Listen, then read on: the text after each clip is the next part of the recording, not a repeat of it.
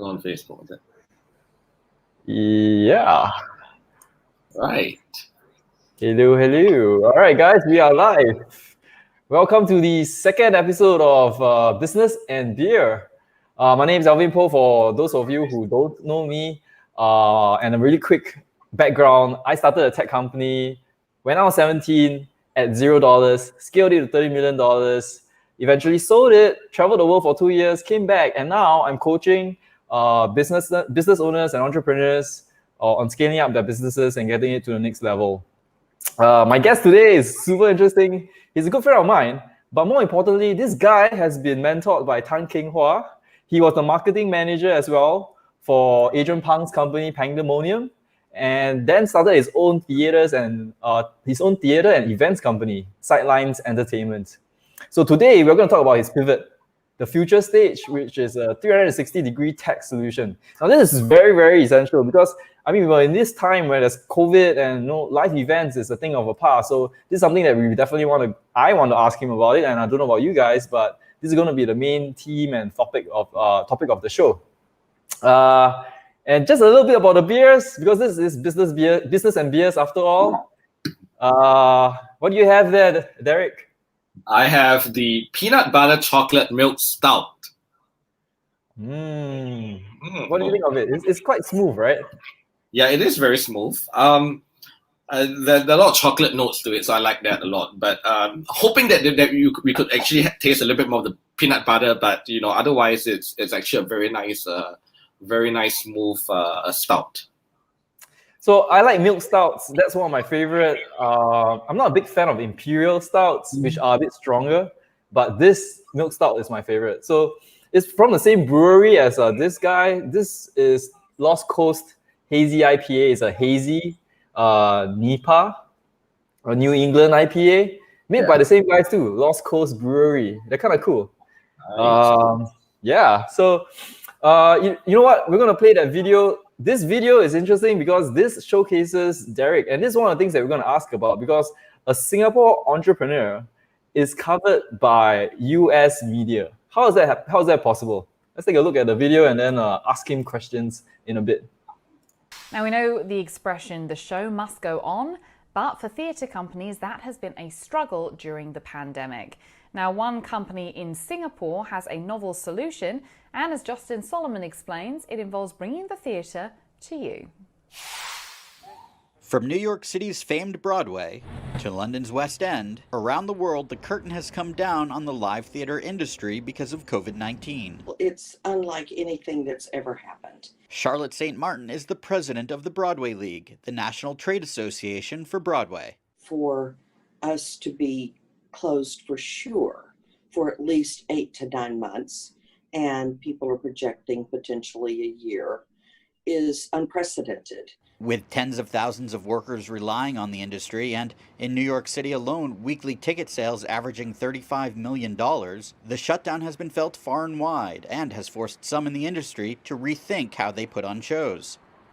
We know that the social distancing measures does not make economical sense for producers and theatre companies to continue staging the show and producing shows like how we've done it pre-COVID. Derrick Chu is a Singapore-based theatre producer turned tech entrepreneur. Though he's a fan of watching performances at home on his TV during the pandemic, he felt like something was missing. The traditional filmmaking, the 2D video, it's framed already by the director, and of course the editing, the cutting of shots and the angles have been predetermined by the director, just because the camera has to have a frame. But when we go to the theater, there is no frame. His solution? The future stage. His company films performances using 360-degree cameras located throughout a theater, letting the audience at home decide where to look. These 360 cameras basically captures, the whole environment of the entire theater, which makes it very immersive, but also it gives the power back to the audience. There are, however, some skeptics who feel this model isn't viable when it comes to big-budget Broadway productions. The model for Broadway is completely different than any other model. There is no financial way this would make sense. Producers would love to find a way to share the magic that these shows have, but there's just no way to do it, at least not in the United States. So when will Broadway return, Caroline? Well, January 2021 at the earliest. St. Martin tells me they won't reopen theaters until it's safe for the cast, crew, and of course, the audience. Whoa, that was actually one of the first time I watched a complete clip. And I want to ask you about that. Like guys, okay, so a couple of you are watching right now. A few of you are watching right now. Tech entrepreneur producer turned tech entrepreneur. I think that's something that's amazing. I don't know if that is just me, but like I'm quite surprised. Not everybody becomes a tech entrepreneur overnight, but somehow you managed to do it during COVID. I didn't claim that title, to be honest, tech entrepreneur. I think it's... But yes. You literally are a tech entrepreneur, because if like I don't know anything about what this is, but this looks like a 360-degree virtual solution, and if that's not tech, I don't know what it is. So you managed to during COVID, when everything is shut down, everything is locked down, and the arts industry, something that relies on live performances, on performances in general, has completely gone dead. You've managed to single-handedly, I don't know, with a team, I guess, revive that, right? And I think that's incredible. To me, as an entrepreneur, I'm always constantly looking at new angles, new ways, new avenues to deliver value, to create new stuff, to provide something that is of value. And when we talk about things of value, right, it sometimes means completely changing the way we think about things. And this is something that you've done.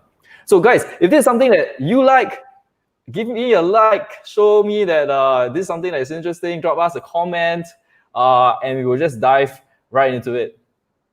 Derrick, take it away, man. Tell us more. What happened? How did this whole thing come about? So let's start with the big problem first. Obviously, COVID has wreaked havoc internationally, and obviously in our arts and entertainment scene in Singapore. And that's the industry that I am in. I'm a theatre producer. I produce both theatre and film, and also events, live events. And obviously with COVID, there is absolutely no way to do anything live. So I think that was the starting point. And also the second thing was that we knew that theatre's going to close. And also we knew that even when it's going to reopen in time to come, even in cinemas, right, there is going to be a very reduced number of people that is able to be in the space. And that does not make economical sense for businesses, theatre producers, and companies. And so that was the start of the Future Stage and why we created the Future Stage. And as you saw the video, the Future Stage is essentially a 360 tech solution where we help performers, performing arts, entertainment, even live events, digitalize it. There's a lot of buzzwords these days in digitalization. Yeah. Digitalization. But the problem here is that it is not just putting something online, but we wanted to mimic a live event where it's immersive and interactive. And so we utilize a technology like 360 camera filming techniques, utilizing AR, VR elements to create that immersive and interactive element online virtually. And hopefully that kind of mimics as close as possible to a live event that you experience. So that's actually the Future Stage. Yeah, I don't know if you guys saw that, but I thought it was kind of cool. I actually saw people try to do something like that, and to have this in Singapore was amazing. The one that I saw was of Burning Man in the US, but this is a solution that we have here in Singapore, and I'm incredibly proud of you, man. This is something that I totally can see a lot of things happening, theater productions, live events, music events, carnivals, concerts, even museums and all kinds of stuff. All can happen with basically this tech platform. Absolutely, yeah. In fact, we've also gotten a lot of inquiries from event companies, corporates, looking at doing corporate events, looking at doing corporate trainings and retreats. How they can have bring everyone in their international offices, together, stuff like that. We're working on a project with Raffles Hotel to do, a site-specific kind of a tour, heritage tour and stuff like that. So the possibilities are really endless, and it's not just for the theatre. How is feedback? What are people saying about this? Like, I've actually not used this before. It looks cool from the videos that I've seen, but like, have you like heard feedback from people that have actually used this as like, guests, as like people who watch the event? So right now we are in the very initial phase. So we're actually launching the platform formally in December with our first 360 Singapore's first virtual murder mystery gameplay experience, which I'll share a little bit later on. Something called Murder at Mandai Camp. I did this show in June. I think you caught it, which we can talk about. Now we're doing a new version, which is completely virtual, completely gameplay experience, combining both theater and film online. So it's really exciting. We are in the midst of pre-production right now, and we're going into filming in October. So that is where we're going to launch in December. So right now we're just getting a lot of interest. We're working with a lot of partners right now in production. And so the truth is, only in December, January, February, we'll get a lot more. We'll be launching it with content and shows and events. But right now, in our talk with our different partners, they're really, really excited. Something that is very new and but yet at the same time very groundbreaking. Something that they can definitely be able to reach out to the customers and create that immersive and interactive experience. So far it's been. How do like small businesses do something like you like I mean there are a lot of businesses that need help, right? And the pivot that you've done, I think that's something that a lot of businesses can learn from.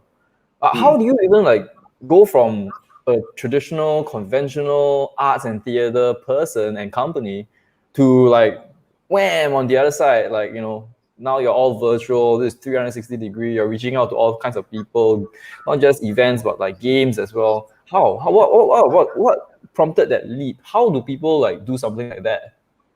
I think for me, it has always been not being precious with my own ideas and baby, if that makes sense. Right. In the sense that I always believe in being agile, being able to adapt, and being able to pivot. I think these are also very buzzwords of 2020, but they are very, very real, and they are very, very important to embrace the new world. And I really particularly love this quote, and I've learned this from my business mentor in 2017, I believe. 2017, it's a business mentor, Marshall Turber, who trains and coaches the big names, your Tony Robbins, your Robert Kiyosaki's and stuff. And this quote that he shared with us, and I really love it. And I think that is my quote and mantra, at least for 2020, which is you cannot use the methods of yesterday to compete in the economies of tomorrow. And that itself sums up everything. And if we can understand that theory, right, then it's really going to flow and understanding the trends and where the world is going to, and just constantly being evolving and pivoting to it. And I think that's business, right? That's entrepreneurship, right? I mean, it's like you make some plans, but every year you're refining the plans. And at least for us this year, every plan that we make went out of the window, So it's just because I really love it. I know, I mean, I don't love it for all the bad things, but I really love it for all the good things that COVID brings, because this is a lesson of entrepreneurship. 2020, I feel it's a year of entrepreneurship, learning of being an entrepreneur. So that's my story. That's how I constantly. One of the things that you mentioned is evolve. I think that's something that's super important, because evolve is the first principle of my 5E skill engine. Because you attended my masterclass, and I think it's super important because as a business grows, and as a journey of the entrepreneur progresses, right, the entrepreneur cannot stay still. The entrepreneur cannot stay still physically. He cannot stay still mentally. He cannot stay still like in any way at all. If there's one thing that always changes with entrepreneurs, it is that of change. And the fact that he has to evolve with not just the times, with the business, with the customer, with every single thing, means that the very notion of an entrepreneur is that he must embrace agility, the word that you use, agile. Agility must be one of the attributes of a entrepreneur.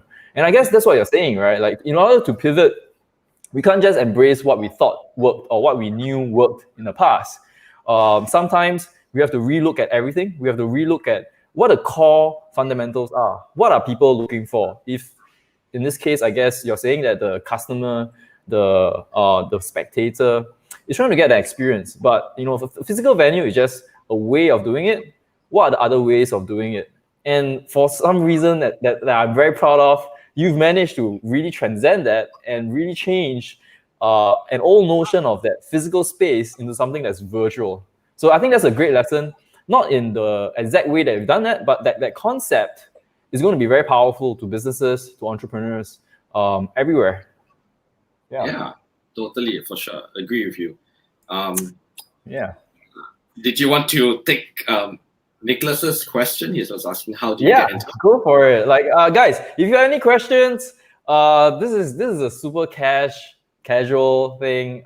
We want to make sure that, you know, everybody kind of participates. We can't because this is a live thing, but through the comments we can. So if you have any questions, if you have any feedback, just drop them in the comments. We'll see it and we'll reply. So keep them coming. Just want to shout out to everyone who just commented on Facebook Live. So thank you for joining us. Nicholas, to answer your question, that's why I laugh when the interviewer actually mentioned tech entrepreneur, because I'm not very techy, to be honest. We work with my theater company.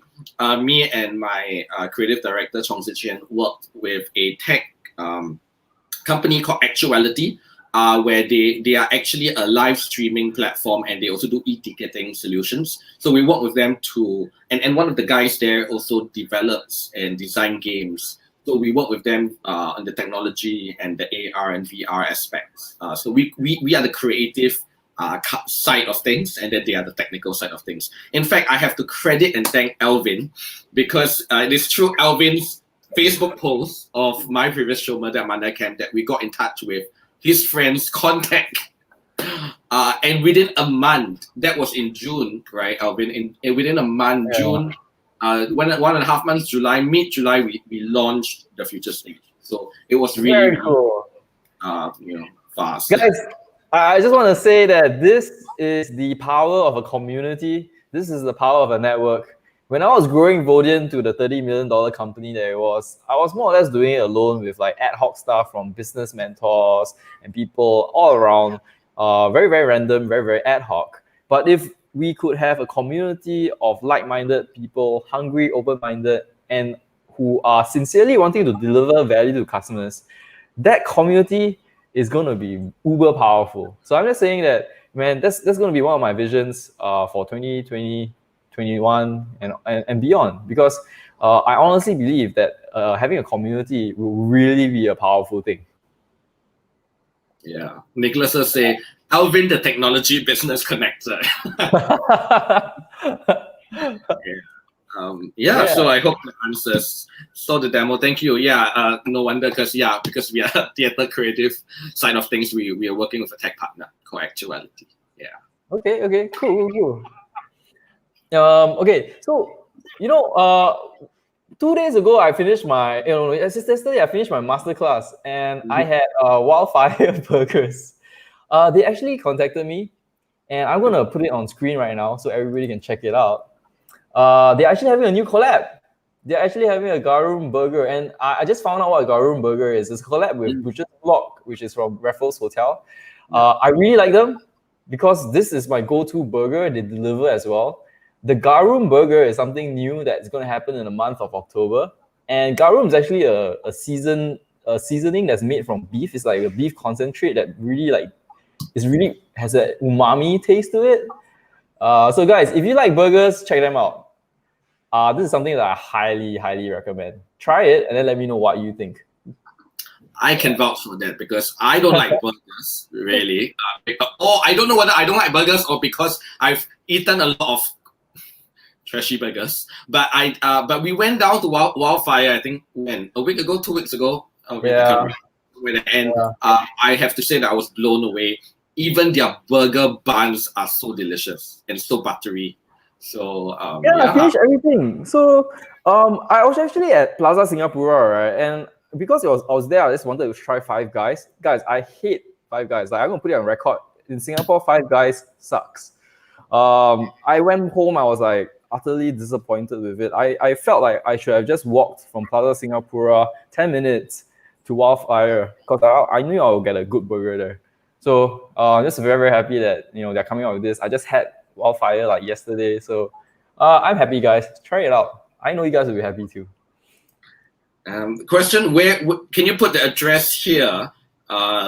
By Nicholas. Wildfire is actually located at Nafa, right? Bencoolen. Yeah. You can check them out on Instagram. Yeah, just Google them. They've only got one outlet in Singapore, unfortunately. But I don't know. The cool thing is there's no crowd, right? So you just walk in, get a burger, and yeah, good days. Yeah. So let's talk more about you, Derrick. Mm-hmm. Yeah. So what happened in your life? Tell us more about like a theater producer turned entrepreneur. How was that like? What got you started in the whole theater scene? So I started. I studied film at Ngee Poly, and then after that I did mass communication, majoring in marketing in uni. So that was my kind of entry point into the arts and entertainment industry, and then after that I did a lot of film, TV projects, and theater. Right. And then along the way found that I really enjoy producing, and producing essentially is what is producing? Yeah, so producing is almost like running a business, to be honest, because you're the one who hires everybody. You form the team, right, and then you manage the team. You look into the financing, the budgeting, and the managing of the running of the show. And that sounds like a business. Sorry? That sounds like a business. It is a business. So I'll draw parallel to running a business, right? So what I'm trying to say is that the producer is actually an entrepreneur. Like. It's just that the arts people don't know how to call them, right? It's not an entrepreneur. You can say that. I mean, well, it's called a producer, like it's called the producer, but in that sense, in the business world, he or she is like the entrepreneur and like the business owner. Right. So subconsciously, I was trained to be a business entrepreneur. Subconsciously in the theater space, in the film space, and then I got itchy and started an F&B. A cafe in 2014, and I believe Seth Louis is watching. So Seth Louis very, very kindly featured my cafe Hide and Call in his blogs and stuff. So I ran it for 4 years, and then I sold it. And then I pivoted to becoming first an F&B consultant, and then a business branding and marketing consultant. And I realized that actually both the theater as a producer in theater as well as an entrepreneur, it's the same. And it's just that for a producer, when the show ends, right? But for a business, it just continues. So and then now I'm very happy to be able to combine everything, both my film experience, my theater experience, and my business experience in this new venture called The Future Stage. So that is, in a nutshell, what I do. But also, I major in branding and marketing, and so that's something I'm also consulting in. So I'm also a story branding consultant, as well as what's a story brand consultant? So I help brands or businesses go to the core of who they are and why they do what they do, to craft their brand story. Because I feel that, I know that everybody can copy everything about you, your brand, your logo, your whatever, but they cannot copy your story. So I really feel strongly for and believe that every business needs to go to the core of the soul of the company, why they do what they do, and craft that story to stand out. How do you find it out? How do you find out what the core is? Yeah, so that's where I bring in my film and theater experience in directing and acting, in how you craft a character. So I use those strategies and dive deep into crafting. Oh, damn! Wait! Wait, guys, I think this is super interesting. Like, if anybody is interested in branding, and I usually in the past am approached by branding people who have no background in film and theater. So if this is interesting to you, put down like yes or something, like, let us know this is something that you want us to continue asking about. You want me to continue asking Derrick about, maybe get some like nuggets from him, find out what it is about story branding that we can use in our businesses. Again, if this is something that you think is interesting, drop us a comment, say yes or something. Yeah, let's go, man. Like, yeah. Everybody, I think storytelling, story branding has been a very big buzzword in 2019, 2020. Everybody's talking about telling stories, but I think it's how you tell them and what you include in the story. And I think for me, it's what differentiates me from everyone teaching storytelling is that I bring in, like I said earlier, my film and theater experience, script writing, directing and acting experience in crafting the story. Classical Hollywood cinema scripts structure, to help these entrepreneurs craft their brand stories. So yeah, so that's Wait. We've got some comments that are very interesting. Felix says Don Miller. Who is Don Miller? Do you know Don Miller? Yeah, so there's the Donald Miller, Felix. But is it on Facebook Live? Okay, anyway, yes, Donald Miller is an American coach trainer who teaches about story branding, how you craft your brand story and stuff like that. Okay. So yes, there are people teaching that. But what I do is I bring in the film and theater experience in crafting stories, writing stories to love it. Okay. Brand new. Yeah. So. Yeah, no, this is one of the things, again, that I love about entrepreneurship, because it's really the combination of what works, right? Sometimes it's cross industries, and it is through cross industry pollination that we sometimes find the best mix. And to me, like, just listening to what you say, it makes the most sense. Like, somebody in arts background, somebody who has like theater and film producing experience and history, I mean, that person literally creates characters, and who better to create a brand and a story than that person? So wow, when you say that, I think that's something that is resonating with me. If you guys like this, we're gonna ask and interrogate Derrick more for practical tips, man. Like, I want to find out how I can be story branded, how I can like bring the story that I have within me out and like package it so that this becomes a brand that I can use about myself. I think that's something that you're saying that you're able to do. So if you guys like this, comment, like, share, guys. The Nicholas said, yeah. And if you guys don't have a beer, please go grab a beer. It is Business and Beer, guys. It is 8:30 on a Monday. It is time to just break out the beers. We had a long day, and it is time to have some drinks. So we have comments too. Like, Jim is asking, share your best tip to get someone really well branded so we can charge whatever we want. Where are you reading the comments from? Is it from Facebook Live? Can you see the right hand side where the comments column is here on StreamYard? Are you able to see it? Yeah. Oh, I see. Comments on the top. The bar. Click stream. Okay, got it. Cool. What's your best tip to get someone really well branded? Wow. There's a lot of things, to be honest. But I think the first thing I share in my, I'm also like associate lecturer in Yan, and the first thing I teach my students is that a lot of people chase whatever is out there, right? So let's run Facebook ads, let's do TikTok dances, let's do whatever that comes on, let's ride the trend.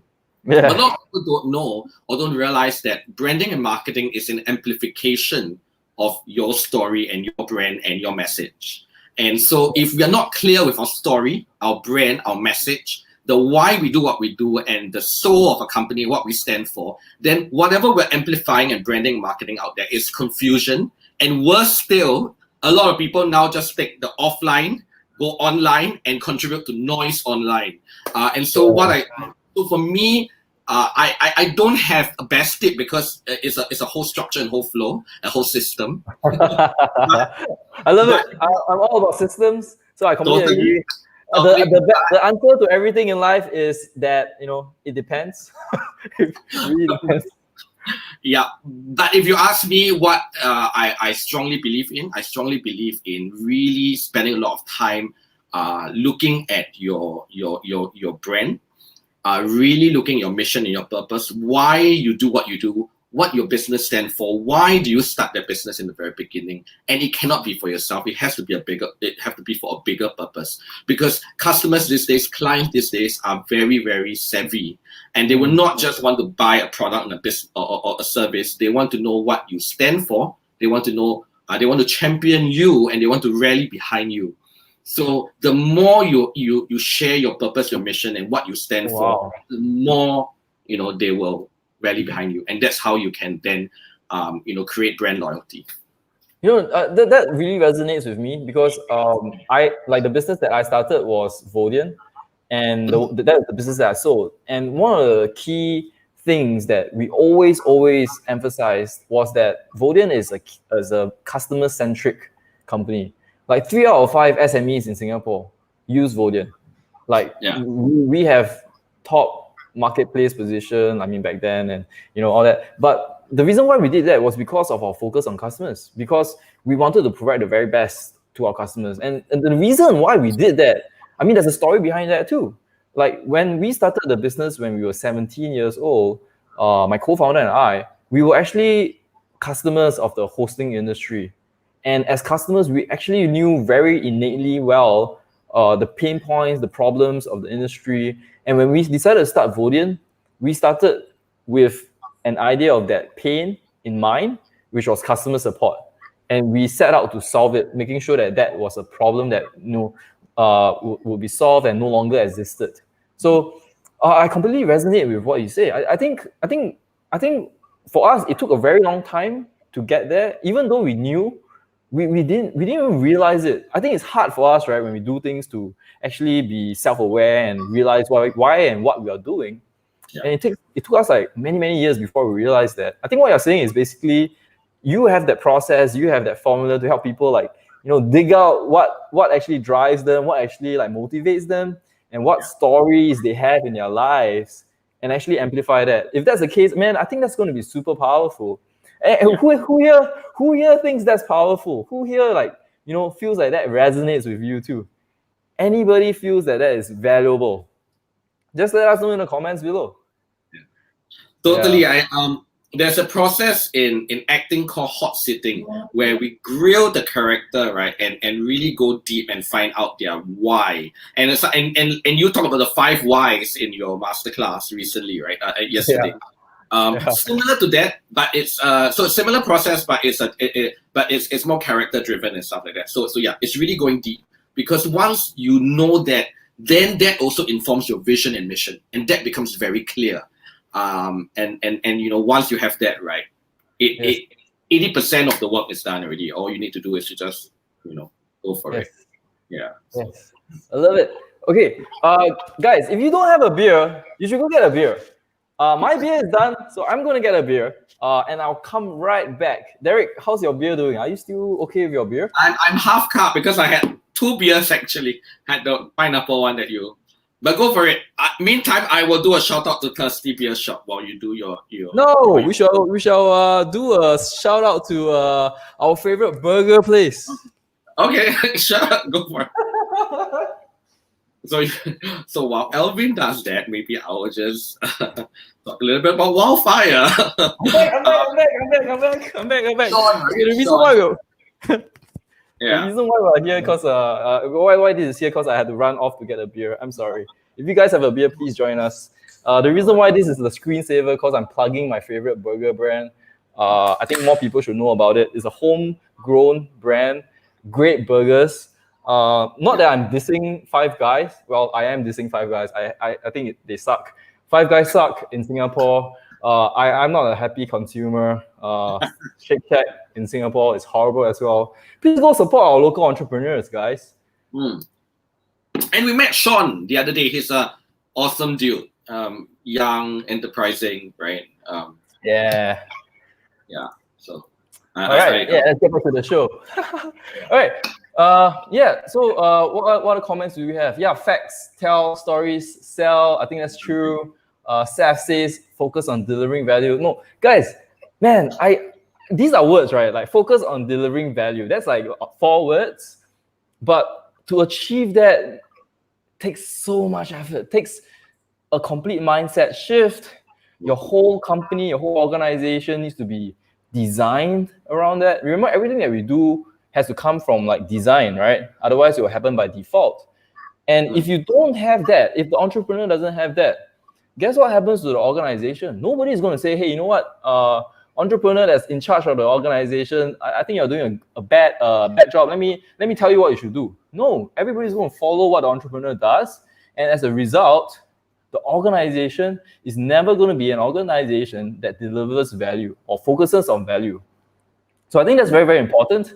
And not enough entrepreneurs, not enough business owners focus on that. So that's a personal like pain point that I see in the industry. That's something I really want to solve. And that's why I want to build up that community of entrepreneurs that really focus on building up and delivering value. Yeah. That's I should tell everybody about my new beer. So this beer that I have is from Green Flash and it's a Starter Haze. It's I have that too. Yeah. So basically, Alvin just couriered over a whole bag of beers for me, and I really enjoying them. So thank you, Alvin and friends. It's so fun, It's like Christmas. Yeah. I sent Derrick a bunch of my favorite beers. Love it. Awesome. Yeah. Yeah, if anybody knows the thirsty.com.sg owner, you should let me know because I am buying a lot of shit from him. Maybe he should be sponsoring this segment. Yeah. Right? Yeah, he should be, man. Yeah. But on that note, right, I when you shared with me your concept of business and beer, I thought it was such a brilliant idea. And that is in itself a branding lesson on its own. And so elaborate. I want to find out more. Yeah. So firstly, I mean, everyone is doing, a podcast and a business talk show and stuff like that, and it's great that people are doing stuff and creating content.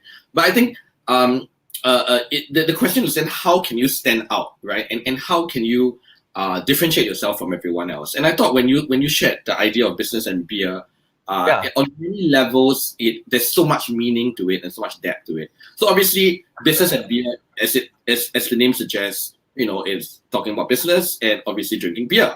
So if you like beer, or you are in business, or you want to learn about business, then this is for you for sure, right? So you understand your target audience already there. But I think beyond that, to sit about the who we are and really sharing our story. The title itself just tells your story. You're passionate about business, you ran a business, you were a successful business, you're now a business coach, consultant, you're running a business class, and you love beer. So, it is your story, it's your own brand, it's your brand story right there. So, I mean, it's so, how brilliant is that, right? But I think more importantly, beyond just that, I think, your idea of featuring each beer every session, also talking about supporting, our fellow entrepreneurs, our fellow craftsmen. I think that's brilliant. There's like a whole ecosystem, which is something you're talking about, which is building a community, right? Yeah. So that's a lesson on brand story on its. So, I mean, it's one thing if a business owner or entrepreneur focuses on like profits and financial performance and getting the most for his pockets. That's not me. I like doing business because it's fun, because I actually create value. I do stuff that makes a difference in people's lives. I did that with Vodian. Now I'm doing that with my coaching. And when I see businesses like what you do, like what Sean does with Wildfire, I'm very, very heartened, right? Because that's stuff that I love. Like Sean doesn't need to do anything, right? And although he can send me a few burgers and beers, like I'm okay.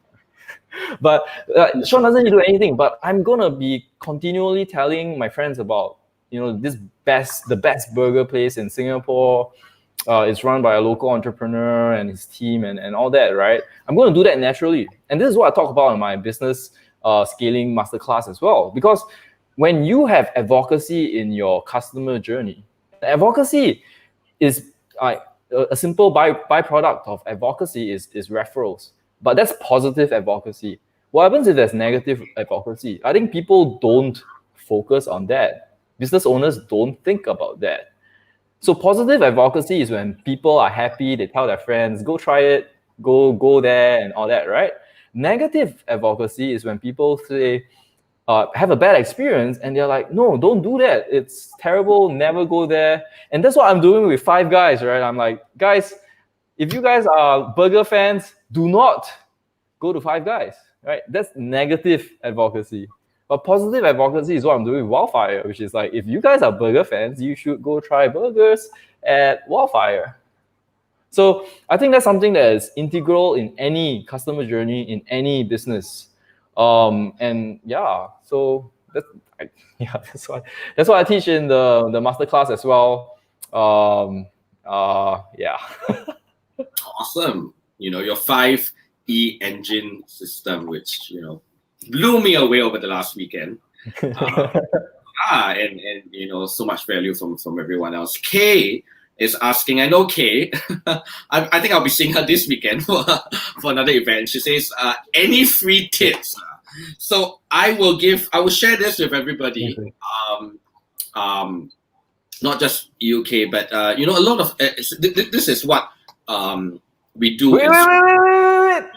Okay. Before Derrick shares his free tips, if you guys want to listen to it, help us share the video. There's a little button there on the bottom of your screen that says share. Just click on that and share it around so that your friends can get this value as well. So that I know that this is valuable to you guys and we can do more of these shows in the future. Every share counts, guys. If you think, oh man, somebody else will do it, I won't share. No. Do it, because every share counts. Do that. Let your friends know this is happening, because this is free value, guys. The only thing that's happening right now, there's nothing to be sold here. The only thing that's happening right now is that we are having a conversation. I am trying to get Derrick to provide free value to you guys, and at the same time, drink some beer. If that is a great thing to you, share this video, let people know, and all of us can benefit as a result. I think this is part of that community that I've been talking about. So let's do it, guys. Yeah. Nicholas said, I like the way Alvin get our attention. Wait. Love it. Okay. So back to the free tip. Well, it's not really a tip. Okay, like it is. But back to movies. The reason why there are good movies and bad movies, right? Are the good movies are the ones that are able to capture our attention and get us, really sitting on the edge of our seats, right, throughout the entire movie. And the three magic things that the classical Hollywood cinema formula has, or I won't say just Hollywood, but every other, what makes a good film is you need to have three ingredients. And these three ingredients are drama, conflict, and tension. Every good story must have drama, conflict, and tension. If you don't have any of these three, you will sleep. And chances are the reason why you sleep in movies are because you don't have these three things: drama, conflict, and tension. Yeah, I'm gonna write it down, man. Drama, conflict, and tension. So when you craft your brand story, you want to make sure you write on people's emotions. And probably you have heard about this, right? This saying that people buy with emotions and justify with logic, right? People connect with you on an emotional level. So when you want to craft your brand story, and if you are ever writing your About Us section, you want to make sure that you don't write a corporate, About Us mission vision statement, but rather you want to look into who you are, your why you do what you do, your purpose, your mission, your beliefs, and make sure you incorporate drama, conflict, and tension in your brand story. So Kay, I hope this is not just one free tip, this is 3 tips for you. So hope you find it. Give us something actionable. How do we like take this? Like, give us an example. Like, is there an example that we can see? Like, what do you mean by drama, conflict, tension? Like, is there a brand out there that is there's a bad example of this? Maybe a popular brand or something. And is there a good example of this? And how do we, as entrepreneurs and business owners, how do we incorporate this into our own business? Maybe just a simple example, something that we can like practice and use immediately. I will maybe share this. How do I type in the comments? I can't type, but only you can type. Can you? Is it? Yeah, I think Actually, only I can. I'll type on the Facebook. Okay, yeah. I will share this link with everyone, and they can refer to the story of my favorite cake. So you shared your favorite cake. Yeah. I hope it's correct. It's called Upcakes. It's UPCAKES. I think .com.sg or .sg or something. I need to find online, but I don't know why. I'm sorry. I let me try searching for it. Upcakes.com, if I'm not wrong. Let me just search that. Upcakes. Is that a brand that has like a really good story or a really bad story? It's a very good story. So I'm not going to talk about bad stories because no need lah, huh? But we talk about good story. I need to find this Upcakes. I don't know why. Give me a moment. Let me just try to find this. I don't know why I can't access it on my laptop. But let me just give an example. So Upcakes is it's upcakes.sg, UPCAKES.sg. Okay. The story goes, I was searching for chocolate cake one day and I came across them, and I stumbled upon their brand story, and I read their brand story. So I want to champion this brand story. I want to support these guys. And then when I got the cake, I was pleasantly surprised. I dare say even better than Awfully Chocolate Cake. So you have your favorite, because I have my favorite chocolate cake here, upcakes.sg. The idea is that the founder started this business for his Down syndrome son. Wow. And they were looking for a cake to celebrate the son's birthday. And so the mother decides to bake a cake for him. And then as all story goes, everyone loved the cake. Everyone said you should continue baking. You should do this as a business. The second year, they did the same thing. And, the son really loved it. And then an idea dawned upon the owner that what if I can create and start a business for my son to continue and to be a useful citizen, right? And so Upcakes was born. And Upcakes is very interesting because why is it up and not down is because it's the opposite of Down syndrome. Oh, okay. Actually, in the logo, the A is actually a triangle, which is represents trisomy 21, which is a medical term for Down syndrome. Wow. Okay. So there's a lot of meaning in that, and also beyond that, the owners want to use the profits to support a fund for Down syndrome children, and also in time to come hire some of them to run the business, because as we know, after 18 years old or some point, the Down syndrome don't get there's no school, or right, they can't go on and stuff like that. So this is a avenue for them to actually come together, run a business, and be a useful citizen. So when I read that, I was like, wow, I want to champion this business and this brand, and I'm doing my part now to share it with everybody. And in every of my class, I also share this. So this is but I think it goes back once again to the purpose and mission, and it goes back to connecting with your with people emotionally. So I have obviously a structure that I teach in my class about how do we actually craft the whole brand story. But I think maybe what I can do is I share my personal story. And then we can talk about our upcoming projects, which I'm very excited to talk about that. So let me just share very, very quickly my story and why I do what I do. I was born with a misplaced tongue, which affects the position of my tongue. And because of that developed a speech impediment. And growing up, I was often bullied, teased, and laughed at. And I remember hating every moment of school. I was always laughed at and teased at how I speak. and I did not open up, and I did not want to speak a lot. In fact, I was very reserved. I was very shut up. And every time the school bell rang, I would run home immediately and hide myself at home, cry myself to sleep and stuff like that. And I had very little friends, and I was the only child, so that made matter worse.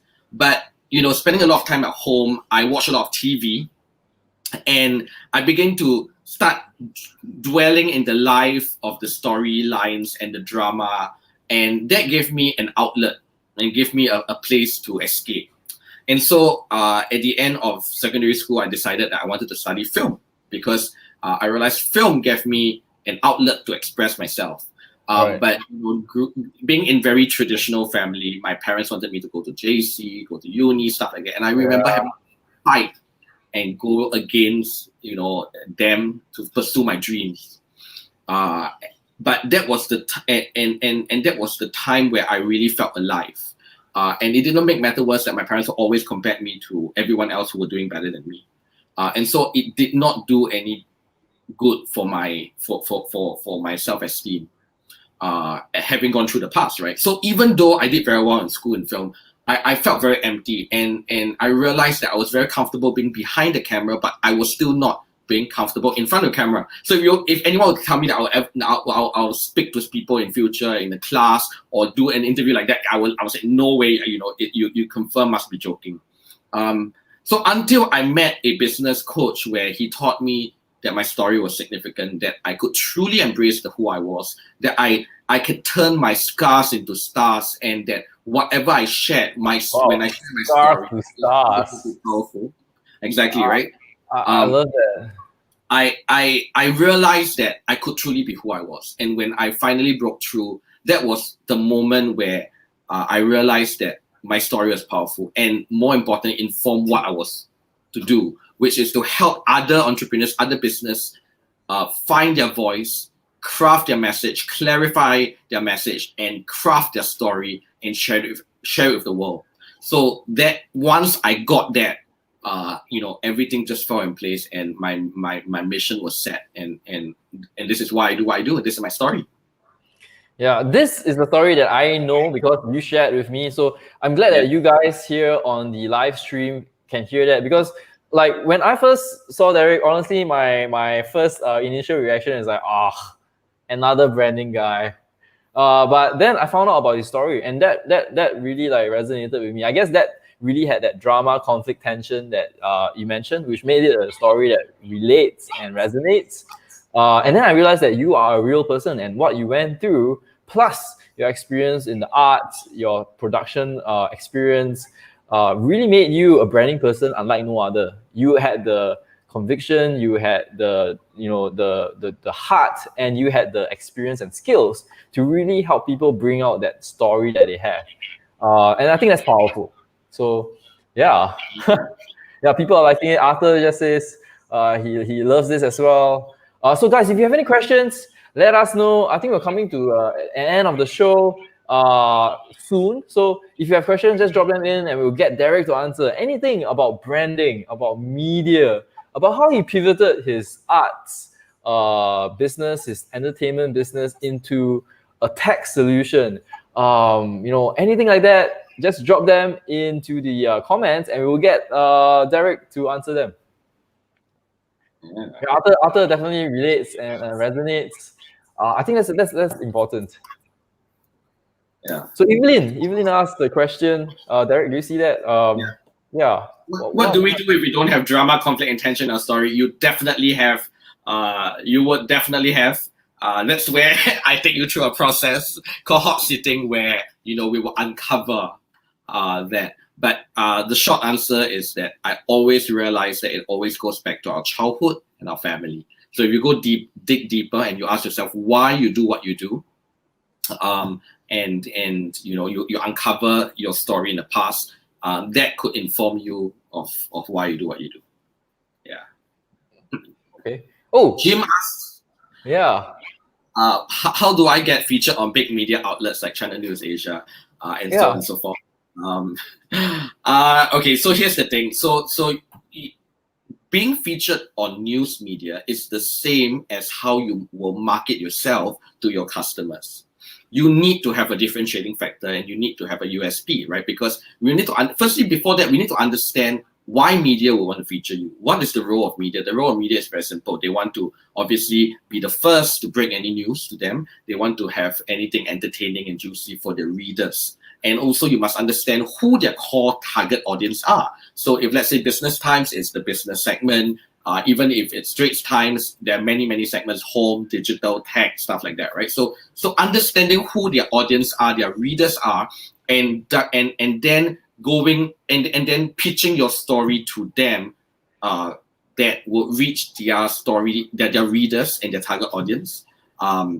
Very similar to business, right? Marketing, understanding your target audience, having a differentiating factor, a USP, having a story to tell. You must have a story to tell and you must have a great story angle, because media, being featured media is storytelling, right? So it is very in line with what I do and teach in brand stories. So Yeah. in a nutshell, that's how you would get featured. Okay, so I have something to say about this, because when I was running Vodian, so I know some of you might know Vodian. Vodian is a web hosting company. For those who do not, web hosting is literally the one of the most boring businesses that you can ever find. And finding something that is newsworthy for a web hosting company is incredibly tough. Or so I thought. That's when I realized that with media branding like kind of concept, with understanding of what the news wanted, with understanding what journalists wanted, and you can even hire people like with Derrick's help, or with other like people that are familiar with like media branding, PR. You can actually come out with news angles for certain things that you do in your business. That's why I always say that when you do business, value should always be number one, because your business will be driven by the value that you create for your customer. For example, I'm a web hosting company. So the thing I provide is web hosting services, right? But if my customer from web hosting maybe suddenly realizes that maybe security is more important, and everybody starts wanting and demanding for like highly secure web hosting solutions, then that's something that we can immediately embrace, immediately adopt, and then create a solution around that. Either be the first in the market, or be the best in the market, or be the most innovative in the market around that theme. And that immediately sets us apart in a space that is as boring and dull as web hosting. So think about that. I think that's something that can apply for any businesses, anything at all. The corner mama store or the convenience store that implements new solutions, that thinks about things in a different way, that maybe realizes that their customers always come down at a certain time to buy a certain thing, right? And maybe pivots and offers like delivery. That is something I think is newsworthy. So I just think about stuff like that. Let's see what else. Agreed. And being number one is very important. I mean, not being number one in like in the Singapore term, but being number one in the sense that breaking a news, right, and claiming first position. So there's something to be said also about speed to market, and implementation and taking action. So don't get me wrong. I'm not asking you to just jump into the deep end without considering anything. But once you do that, speed to market is also very important, and claiming first position. That is also why news will feature you, because like what Alvin says, it's newsworthy. You're first in being innovative or being something to be known for. So yeah. I remember when I was running Vodian, and if you guys know the game Pokemon Go or Pokemon, basically Pokemon on your mobile phone. The very first time it first came out, Singapore was not one of the first countries. We saw people on the internet. We could see that people in the US and I think in Europe or Australia, they will get the game and we'll see them playing, and a lot of people want to play. And so people who really wanted to, they had to use things like a VPN or whatever and try to like work around it. And immediately, as a web hosting solutions kind of company, we were like brainstorming, how do we do this, right? And we came upon a solution. Let's say to the world that we'll offer our help. We are in Singapore, we are a web hosting provider. We will offer service to the Pokemon company to come to Singapore, use our service to launch their game in Singapore, so that the Singapore people can actually play Pokemon. And when we did that, we actually got coverage. We actually got like, I think Tech in Asia, or Mothership, one of the local like news agencies to cover that. So I think that's like the trend of like taking advantage of what's happening in the news, which always happens every few weeks, right? And being able to capitalize on it. So what Alvin was saying is actually a technique we use called news jacking, where you write on the trends of what's happening right now, and you kind of offer something, right? Which, if you remember, when Donald Trump and Kim Jong Un, right? I don't know how you pronounce that, right? Came for that talk, right? At Capella, everybody did like Korean and US burgers or related stuff like that, right? Jacking the news in that sense. So that is one of the strategies that you can think about, which is what everyone was saying. I think Jim had a comment here. I got on radio, my next set's on TV. Great stuff, Jim. What you want to do? What I always do is this. I always follow up with the producer that I got onto the show on. So if you're on a radio show, I'm not sure, probably 938, probably Money FM. These are the two where they're very open to entrepreneurs talking about business. So if you guys want to be featured on radio, these are two channels that you want to consider. I always follow up with them and say, thank you for joining, thank you for inviting me, thank you, this is my contact. This is what I speak about, but this is what I do. I can also speak about F&B. I can talk about branding and marketing. I can also talk about business and entrepreneurship. So if you do have any other, programs that you need to have someone that a guest on your show, please think of me. Please also share my contact with CNA. So if, let's say, you're in MediaCorp and you're in 938, right? And because CNA is part of MediaCorp, I always ask them also, please share my contact with your friends and your producers at CNA, should you think this story is applicable to them. So that's how you can continue building that relationship with your fellow journalists. Yeah. Oh, wow. What Kevin Neo says, is that the social post during one, a photographer, I think, got caught photoshopping himself into stock travel images. I think I know which one he's talking about. There was this like influencer, right? Was it a photographer? He basically like photoshopped himself in like photos. I think that's social media stuff, I guess. Or is it covered in the news? Maybe that's what he means. Not sure, but yeah. But Jim, don't bribe them. Yeah. Do we know how to cook in order to operate an F&B business? This is another class. Not class. So this is another talk altogether. Maybe Seth Louis in the house. You can ask Seth. Yeah, Dalton, let's go message Seth. Seth is around. But yes. Yeah. Yeah, cool. All right, if you guys have no more questions at all, if you have questions, this is the best time to ask. Anything about media, about news coverage, about branding, about how this guy actually got his theater production to pivot and adopt a 360 a virtual solution, and completely like do that when it was like CB, circuit breaker, quarantine period, phase one. Like he did it during then. So if that's something that's interesting, that's something that you guys want to ask about, now's the time. We have Derrick on the show right now. Just use the comment box, whether you're on YouTube or Facebook. Drop a comment with like your question, and we will get them answered. I still got some more beer, so I think we can continue talking till the beer runs out. You've only got one beer. I'm done with this really. Like kinda. This is number 2, bro. Yeah. This is number 2. Oh, okay, that makes. I think that sounds familiar now. Aiden. Yeah. But yeah. Yeah, I remember this. So this guy was a photographer. You're right, Kevin. He's a photographer. He had an Instagram feed, right? So he basically like posted like photos with himself photoshopped in it, but he actually stole the photos from elsewhere. So yeah, then he got caught. Right. Yeah. Wait, what Dalton, what do you mean? What does it mean by affect your trade?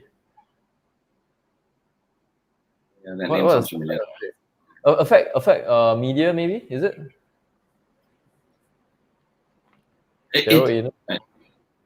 Life, well, if it's for me, no, I embrace it, because even more so than I want to write on it. I think a lot of this is a reality, unfortunately, but also I know a lot of companies, a lot of theater groups are affected because of live streaming of YouTube and free events and stuff like that. But if they are able to pivot and utilizing live streaming, using different technology, virtual reality, augmented reality, I think it is they can definitely open a whole new market. And for me, I strongly believe and echo what Alvin talks about in terms of creating value. At the end of the day, why we do what we do is for our audience and for our people. And so if I can develop new audiences through this new technology, through 360, through live streaming, gameplay, stuff like that, and reach the youth or the millennials who are very familiar with all this gaming and who will never step into the theater, if I can reach out to them and develop a whole new audience, and that is my purpose and mission, to grow our arts and culture in Singapore, then that is something that I will want to do, because that is my mission, right? So I think it's adding value and understanding our customers, where they are and how to reach out to them. So for me, I love live streaming. I love all this tech, because this is going to help me reach out to more of my audiences. Yeah, I love that, because okay, if you think about it, right, if we are stuck in a particular paradigm, if we are stuck in our current ways, for example, we are on Facebook right now, or you guys are on Facebook or live or YouTube. Imagine way back. I don't know if you guys remember Friendster and MySpace. Everybody was crowding those platforms. Those were social networks of the past. Imagine if that was today. Imagine if we were stuck with MySpace, if we had band pages, if we had like friends all over there, and we refused to embrace anything new. That is literally what you're saying with like TV, and maybe saying a new media like Derrick's 360 solution or any other thing that pops up, right? If you do not embrace that as an entrepreneur and as a business owner, that is something that is very dangerous, because you are basically saying no to your audience. You're basically saying no to your customer. And that goes against everything that I believe in business. That goes against everything that entrepreneurship truly represents. So I think that's a big no-no, something that I think you should just, as an entrepreneurs and people, should think about and consider different, and separating the medium with like the value that you provide. Mm-hmm. I think you have your fast forward button. No, I don't think. I didn't know anything. Maybe it's the beer. I think it's the beer. After it's drinking, right? So let me talk about this beer. So I really like this beer. This beer is by Green Haze. It's Sutter Haze. It's a hazy India Pale Ale. It's a NEPA. It's a New England Pale. Hey, nice. We both are drinking the same beer. This is a NEPA. It's a New England IPA. And it's a session IPA, which means it's a bit lighter. It's about 4.5% ABV. 4.2 ABV. So it's a lighter beer. I love it because session. So the reason why people call this a session beer, or why the category session beer exists, is because way back when like the industrialization age was going on, and people were like working, blue collar workers were working in shifts, and they will have breaks. They will want to have a beer, but a regular beer like an IPA or a stout, that's going to be too strong. And so they developed like something that's even lighter than all of that, which was known as a session beer or session IPA, which is typically lighter. So they could finish a shift, go on break, have a session beer, and then go on to the next shift again, and not get too hammered. So yeah. There you go. Business beer lesson by Alvin Poe.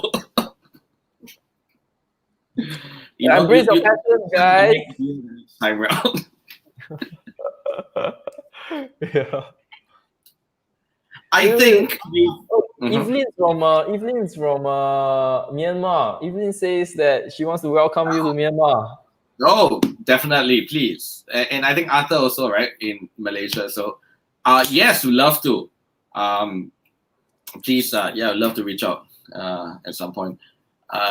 Jim asked, do you do videography and video editing for your clients in your agency? No, I don't do. I don't run an agency, actually. I run a creative production events and entertainment company. So we create projects and shows and gameplay experiences, and also help other theater groups, entertainment companies take their content and their creative projects using our tech solutions to broadcast to the world using 360 virtual experience, AR and VR elements. Yeah, I mean, I was trained in video, I was trained in film, but I don't do that now. So yeah. Cool. Everybody's talking about the beer. I need to find a beer sponsor because I've been like talking about beer, and I need to find a beer sponsor, man. But okay, guys, I really like beer. I think it's interesting. Like, I know some people love wine and they like really experience wines.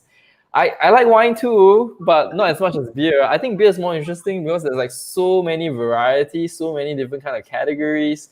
There are lagers, there are IPAs, there's double IPA, triple IPA, there's hazy IPAs, there's New England IPA, West Coast IPA, American IPA.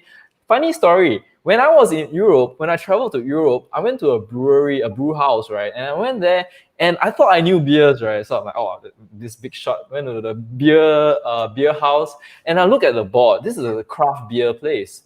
So I went to a craft beer place, I looked at the board and I saw something I didn't understand.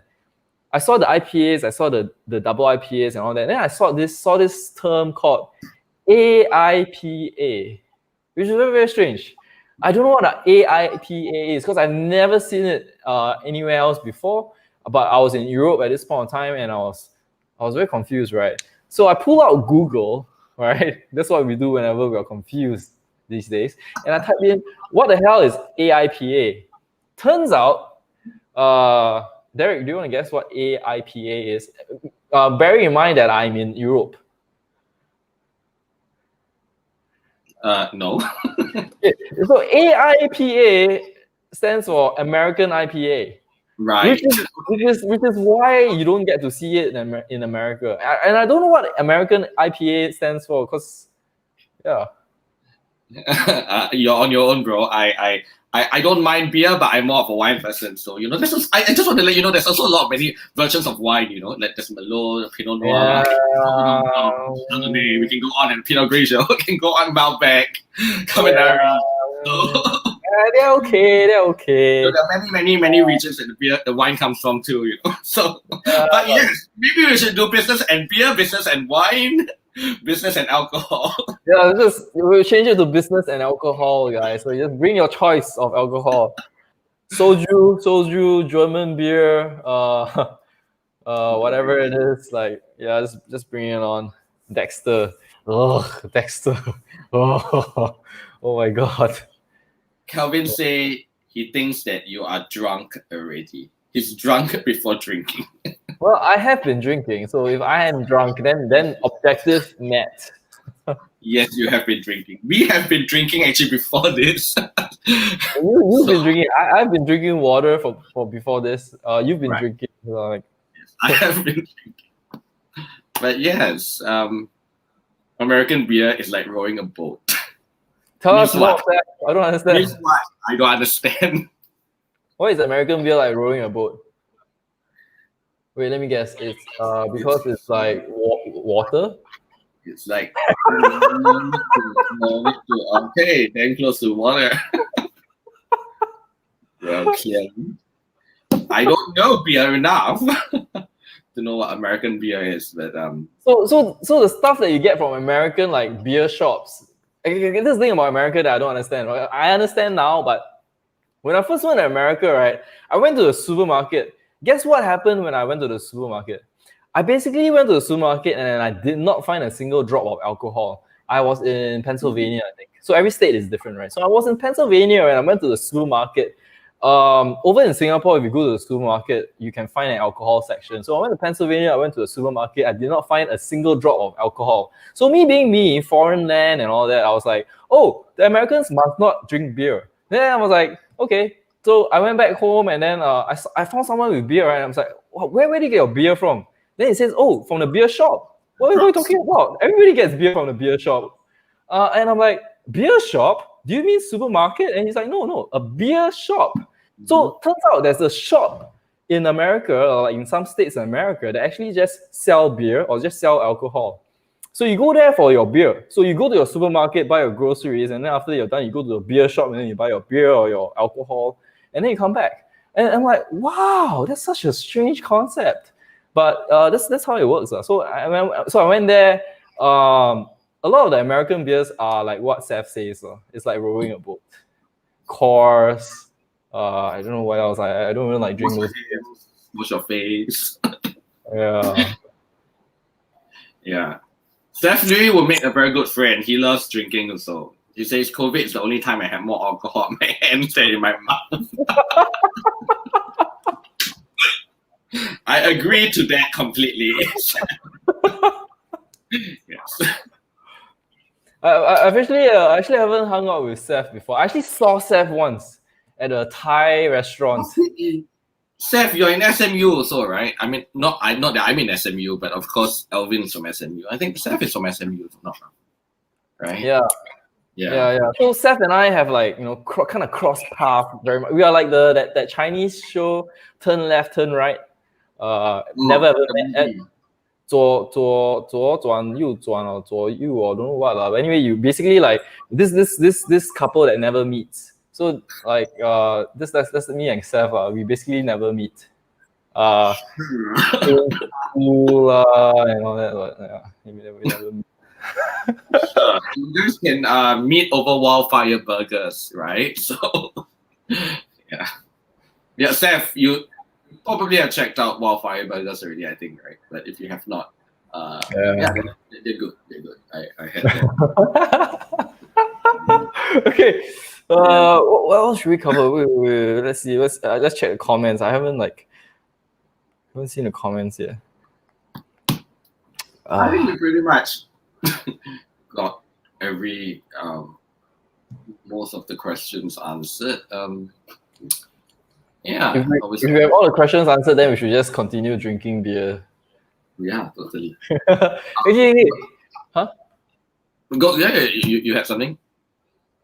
Okay, this one question that I want to like introduce in my shows, because one of the things that I realize about people, right, is that there's always this persona that we put in front of us. There's always this persona that we like project to the world. This is our public self, right?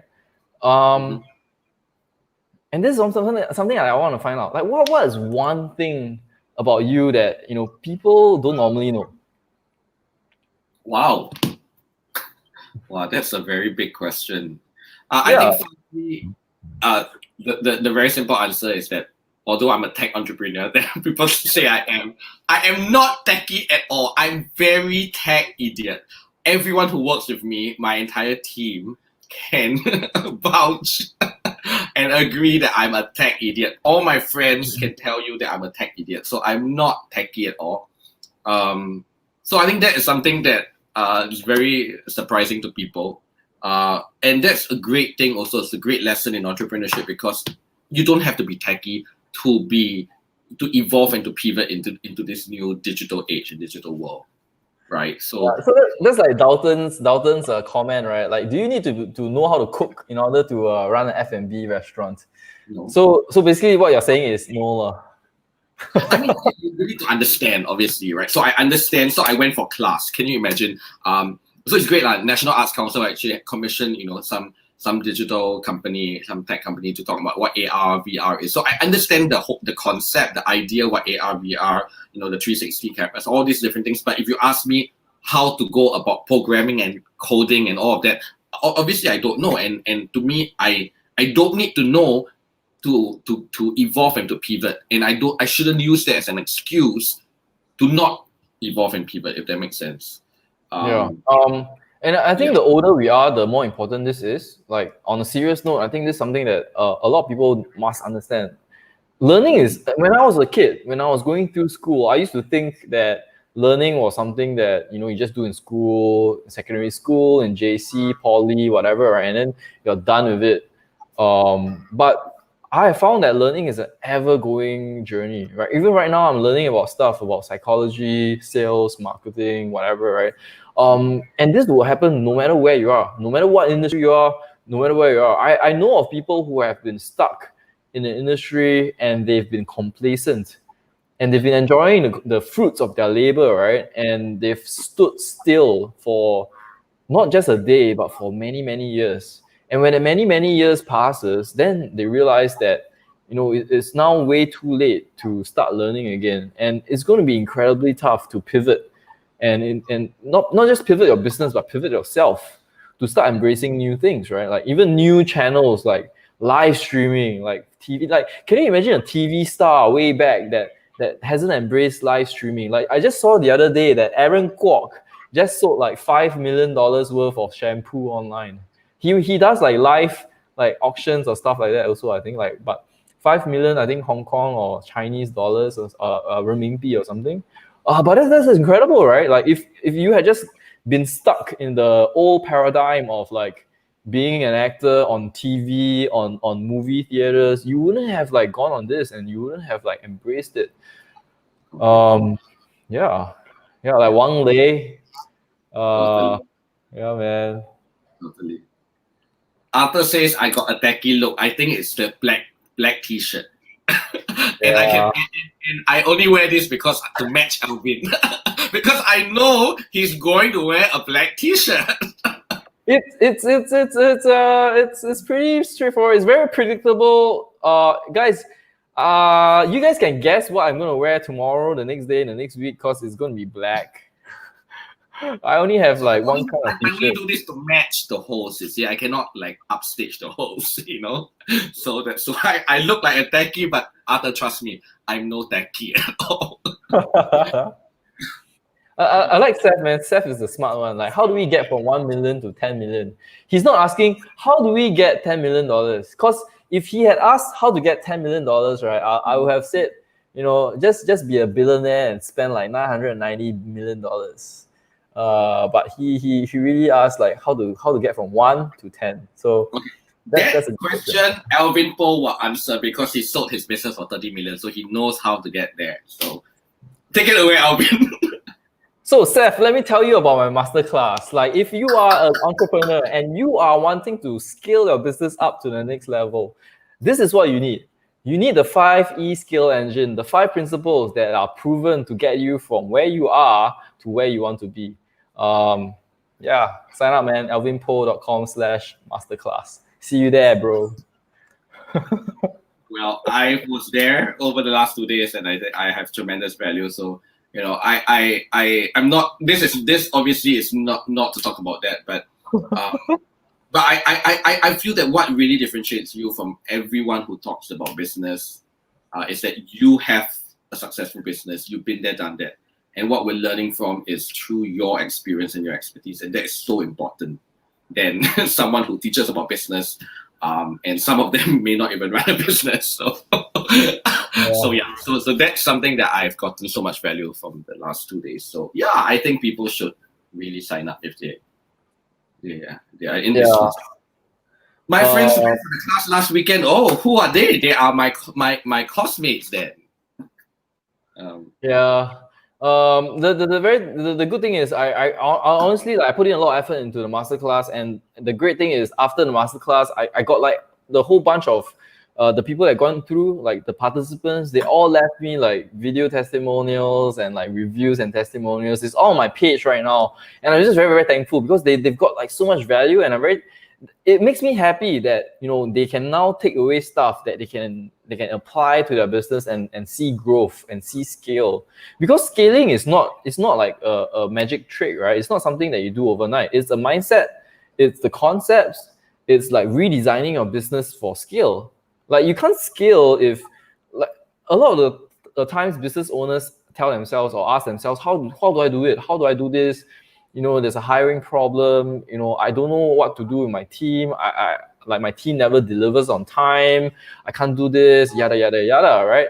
But all these are, I believe, grounded in business fundamentals. And that's why when I look at businesses, I'm very, very systematic. And you went through my masterclass, Derrick, so you know what I'm talking about. Everything that happens in business, right, stems from a few business fundamentals. And that's why when I conduct my masterclass, I go down to those business fundamentals. And that's why the participants, they got such a big breakthrough. They got so mind blown because they never really considered that aspect. They've always been advertised, by stuff that we see online, get more Facebook ads or get more sales and do more of this and that. But if you do that, right, and your business is I use the analogy of a leaky bucket. If you get more water in, it doesn't mean that you keep more water. You just get more water in, right? And more water will just flow out because your bucket is leaking. But the way to scale is really to have a bucket that's not leaking, the bucket that's solid. And the more water that you put in, the more water that you keep. So that's something that not a lot of businesses do. And that's why when I did the business masterclass, the scaling masterclass, I think a lot of people got a lot of value from it because they could immediately see the holes that they had in their buckets, the stuff that they could improve on in their businesses, and then change and improve things from there. So, yeah. So Alvin, some of them ask, how do they sign up? Is there, a code or? Yes. Wait. Let me for next week. Let me put it up. So guys, this is StreamYard. So I just got the hang of StreamYard. This is the second episode of Business and Beer. I've finally got the hang of it. Hey guys, this is the second episode. If you guys like it, please like the video, man. Please like the live stream. I'm gonna put up the link. You guys can take a look. So this is the link, alvinpo.com/masterclass. I think that's something that's very close to me because this is the first time I'm doing a masterclass. This is stuff that I've never done before. And when I delivered the masterclass last weekend, this past weekend, a lot of people, actually everybody that went through it got immense value. And that's something that is very, very heartening for me. And I'm very, very thankful. So that's what I'm doing right now. Yeah. What about you, Derrick? Share with the audience. What is it that is happening right now that we can follow up in your life? How do we connect with you? Yeah. So during COVID, I produced Singapore's first digital murder mystery thriller on Zoom in June, and I think you watched that, right? Yeah, I watched that. That was awesome. It is now coming back, and it's called Murder at Mandai Camp. The case reopens because there's a lot more mystery and plot twists. Wait. Did the guy come back? The girl is still dead, right? You need to watch the next one to find out. But this time round, the last time round during COVID was our experiment to run a show on Zoom. But now with our new technology, we're going to officially launch it in December. Wait. Guys. For those of you who don't know, and I'm sure a lot of you don't, Murder at Mandai, it sounds like a play. It is a play, but it is completely online. This happened in Circuit Breaker. Circuit Breaker in Singapore is basically our quarantine period. We couldn't really leave our houses. So any theater productions or any live shows, completely out of the question. But during Circuit Breaker, I actually watched Derrick's production. I actually watched Murder at Mandai. And how it happened was that it was on Zoom. I was in my living room and I was watching it on my monitor, on my TV, and I was actually participating. So I don't know if you guys actually watched theater productions or shows before, but I honestly don't really have a very good experience most of the time because it's just like a movie where you go in, you sit down, and it's just watching what happens, right? But the thing about Murder at Mandai was that not only was it in the comfort of my living room, I was drinking beer and stuff, and nicely aircon, got my sofa with me, very, very comfortable settings. It was on Zoom and I could participate. There was stuff that was sent to me. I was checking my phone because people were talking together. It's just like this, right? I mean, I'm reading your comments, Derrick is reading your comments, and we were participating and taking part. It's just like that. There's stuff that he sends, and we will see, right? There's stuff about the characters, stuff about the plot, and we'll be part of the investigation because it's Murder at Mandai, what happened, who did it. And I thought it was super cool because that's something that I don't normally get at a normal, standard, traditional theater production. So when I had the chance and I went through Murder and Mandai, I thought that was fantastic. So yeah, I interrupted. Just wanted to share that with everyone. Please tell us more, Derrick. No, please don't, please go on. That's great. Now it's updated and upgraded. It's fully on a web browser. It's a 360 gameplay experience with gameplay choice-based narratives. You can decide where you want to go. You can decide what clues you want to look for. Completely gameplay experience like a game. But the difference is you are watching a live action because a lot of games are animation. So we're combining both theater, film, gameplay. Think of it like a virtual escape room meets haunted house because it's a supernatural murder mystery. It's an army murder, so there must be some supernatural elements to it. And we are launching it officially in December with our technology called the Future Stage. Hopefully you guys catch it. Cool. I'm just gonna show this so that you guys, so that you guys can take a look. But yeah, if you guys want to have a look, my super scaling masterclass is available at alvinpo.com/masterclass, and Murder and Mandai Camp, the case reopens. Hasn't launched yet, but the pre-orders are open, so you can immediately go up and sign up at sidelines.com.sg. That's Derrick's company, Derrick's website. And yeah, take part, guys. This is something that I think is fun.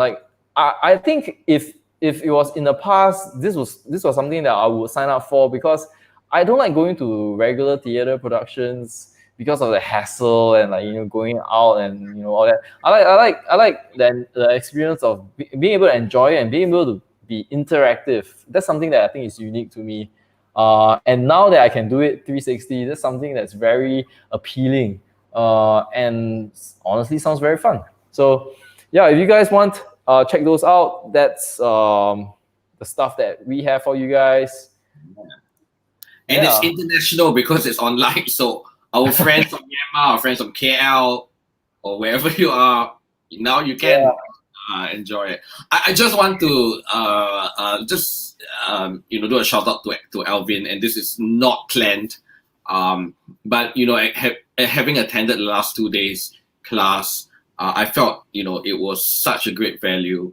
But more importantly, I think, like I mentioned just now, you are learning from someone who has a wealth of experience and real case studies. And so I really highly recommend you guys, if you are in business. I know some of you, Kevin was asking if you're just a solopreneur. I think if you are thinking of starting a business, if you are in business, whether you just started or you are growing or you're looking to scale your business, I think this is definitely for you, because a lot of people don't look at the fundamentals and the foundation of business, which Alvin talks about. But more importantly, he has a very systematic framework. His entire 2 days is all about frameworks that you can use, and it's evergreen, so you can plug and play for any aspect or any new business that you are doing. So I highly recommend that. Do give his website a check out, and do join his class if you can. Yeah. Thanks, man. I appreciate it. No worries. Yeah. So, guys, I think we've come to a close. Before we go, please like this. Show us that this is worth your while. Show us that this has given you value. We put in some time. I put in some time as well to get Derrick on board. Derrick has spared his Monday evening to come with us, share his journey, share how he's pivoted from the arts to a theater, to a virtual experience, shared how he has actually created one of the more, I think it's the most prominent arts pivot in Singapore and the region. So if this is something that's valuable to you, just give us a thumbs up, drop a comment. I think that's something that we'll appreciate. I will appreciate. But otherwise, thanks for your time. Thanks for spending the evening with us. And I hope that you guys really got value out of this and enjoyed this session with Business and Beer. Thank you for having me.